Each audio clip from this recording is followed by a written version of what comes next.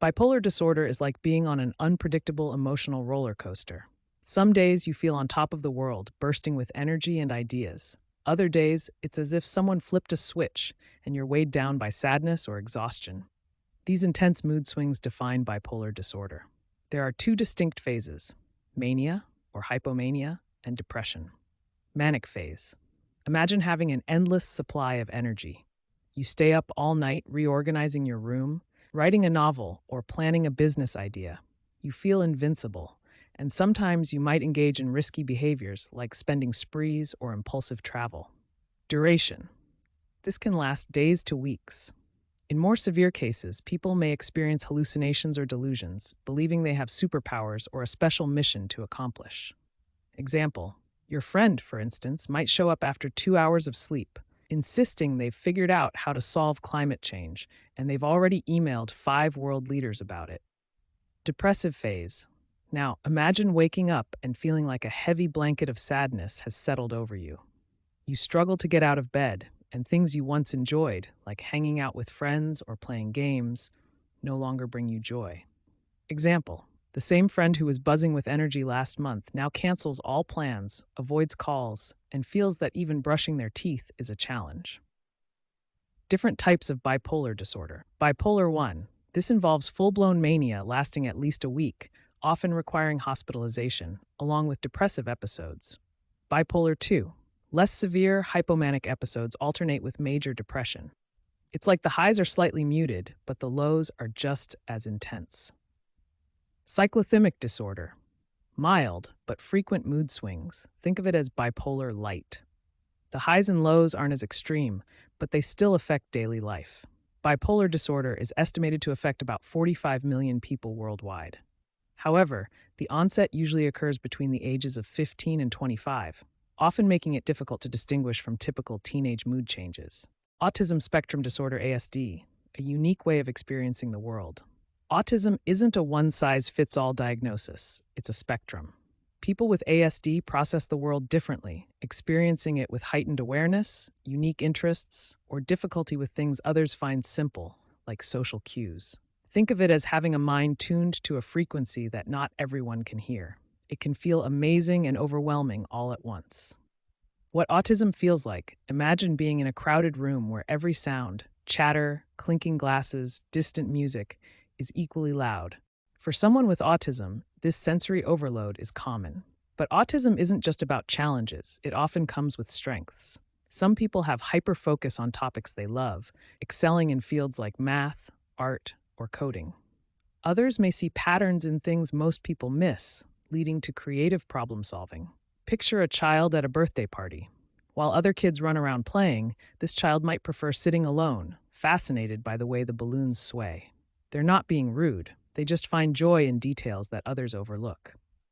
Common traits of autism: difficulty with social interaction, trouble interpreting facial expressions, tone of voice, or body language.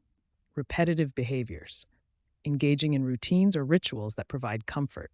Example: flapping hands, rocking, or insisting on wearing the same clothes each day. Special interests, intense focus on specific topics or activities. ASD affects approximately 1 in 36 children in the US. Signs often emerge in early childhood, though some people are diagnosed later in life as they better understand their differences. ADHD, living with attention deficit hyperactivity disorder. ADHD can feel like juggling 5 things at once while riding a roller coaster and suddenly forgetting why you got on. ADHD isn't just about being hyperactive or inattentive. It's a unique way the brain works, making life colorful, unpredictable, and occasionally chaotic. What ADHD feels like: inattention. You sit down to read a book, but suddenly remember you need to reorganize your closet. 2 hours later, your closet is still a mess, and the book? You haven't touched it. Hyperactivity. Even when you're supposed to relax, your brain is buzzing with ideas. You tap your foot, spin in your chair, or pace while on a phone call, just to feel focused. Impulsivity. You might blurt out jokes during serious meetings, or buy a plane ticket on a whim. Great for adventures, but not ideal for bank balances.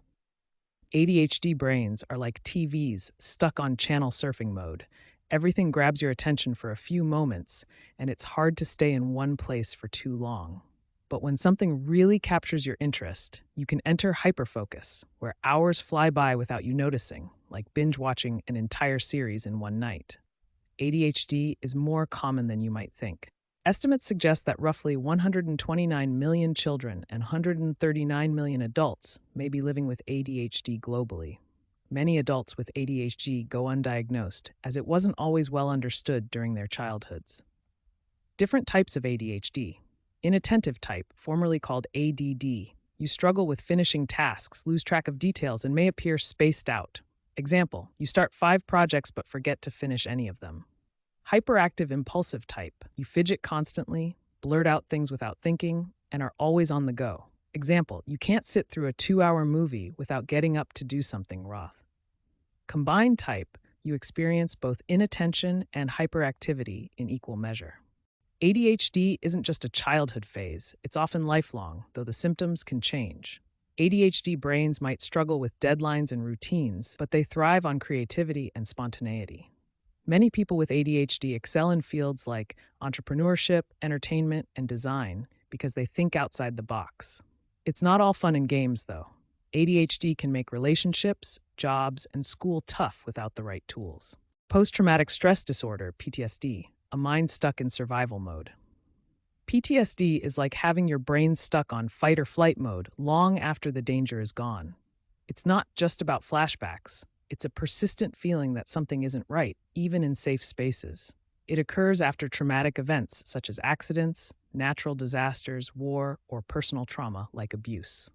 For people with PTSD, their brains seem to hold on to the trauma, replaying it in ways they can't control.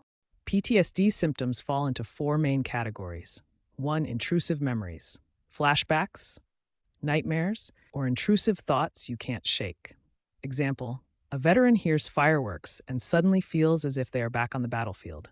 2. Avoidance, steering clear of places, people, or topics that trigger memories of the trauma.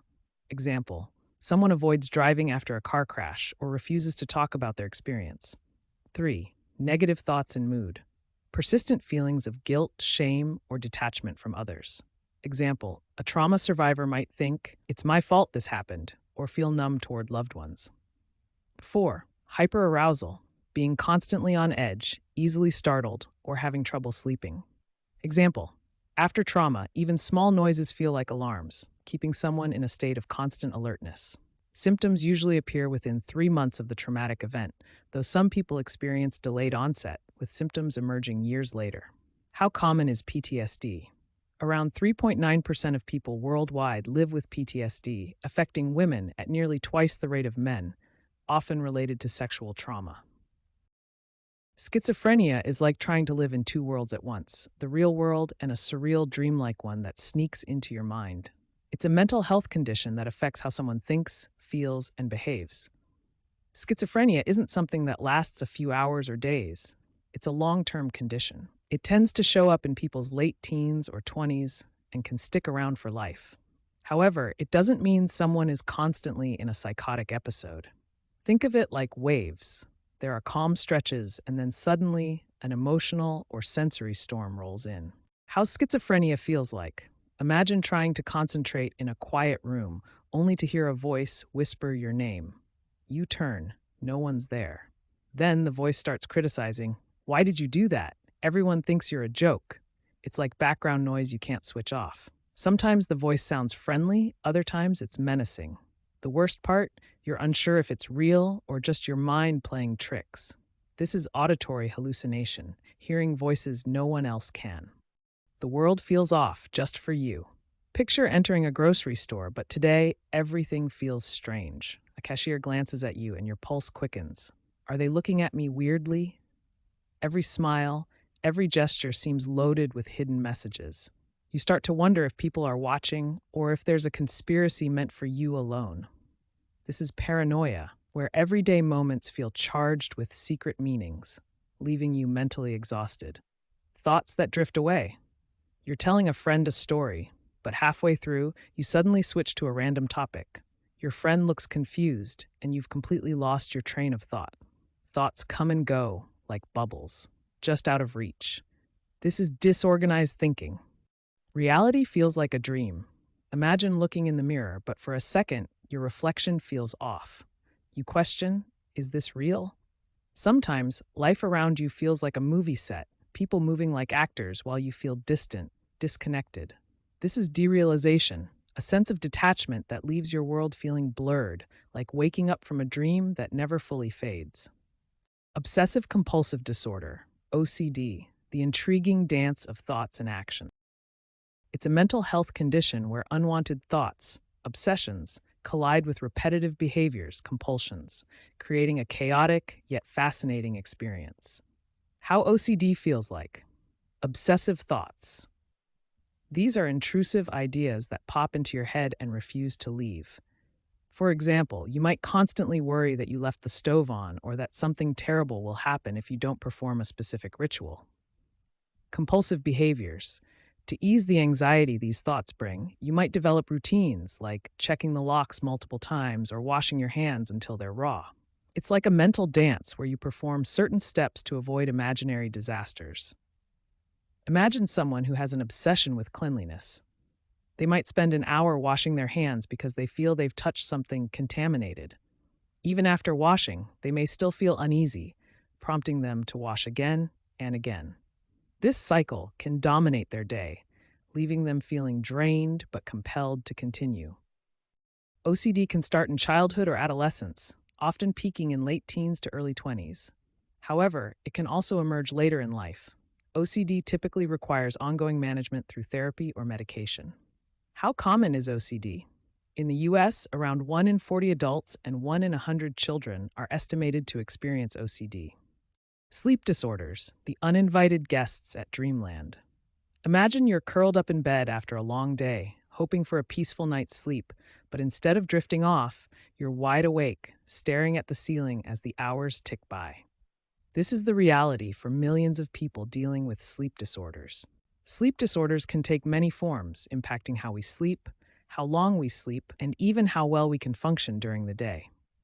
Living with a sleep disorder can feel like being caught in a foggy haze that just won't lift. Here are some common experiences. Insomnia makes falling asleep or staying asleep nearly impossible. It often leads to feelings of frustration, fatigue, and irritability during the day. Sleep apnea. Imagine snoring loudly enough to wake yourself up multiple times a night, gasping for air in the process. This disorder causes breathing interruptions during sleep, often leaving individuals feeling tired even after a full night's rest. Narcolepsy. For someone with narcolepsy, life can feel like a series of unexpected naps. Imagine trying to hold a conversation and suddenly you're drifting off, completely unable to control it. This condition leads to excessive daytime sleepiness and sudden sleep attacks. Restless leg syndrome, RLS. This can feel like an itch or a tingle that simply won't go away. Individuals with RLS often have an irresistible urge to move their legs, especially at night, making it hard to fall asleep or stay asleep. How common are sleep disorders? The most common sleep disorder is insomnia, affecting around 10 to 30% of the global population, and an estimated 1 billion people worldwide are affected by obstructive sleep apnea. Depressive disorders, the heavy clouds of emotion. Imagine someone who once loved painting. Now, the mere thought of picking up a brush feels exhausting. Even though the paints sit ready, the energy and excitement have faded, replaced by a nagging sense of worthlessness. They might spend days in bed, scrolling through their phone, feeling disconnected from friends and family. Depression is more than just feeling sad. It's an all-encompassing heaviness that can make even the simplest tasks feel monumental. What depressive disorders feel like? Persistent sadness. You may feel a deep sense of hopelessness, as if a dark cloud looms over your life, blocking out joy. Even enjoyable activities may seem pointless. Fatigue. The world feels heavy, and getting out of bed can feel like lifting a mountain. This fatigue isn't just physical, it's emotional and mental, sapping energy and motivation. Changes in sleep and appetite.